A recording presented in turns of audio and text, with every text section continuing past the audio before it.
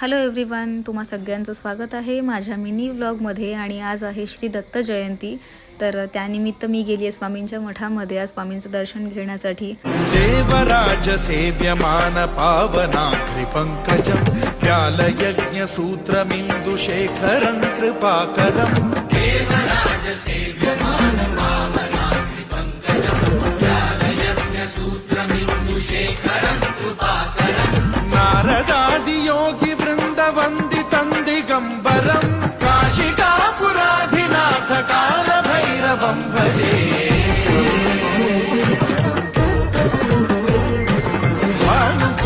भास्वरं भवाद्विकारकं परं नीलकंठमी। तर स्वामींचं दर्शन घेऊन झाल्याच्या नंतर आता मी घरी जायला निघतेय। मुळात खूप छान आणि खूप प्रसन्न वाटतंय।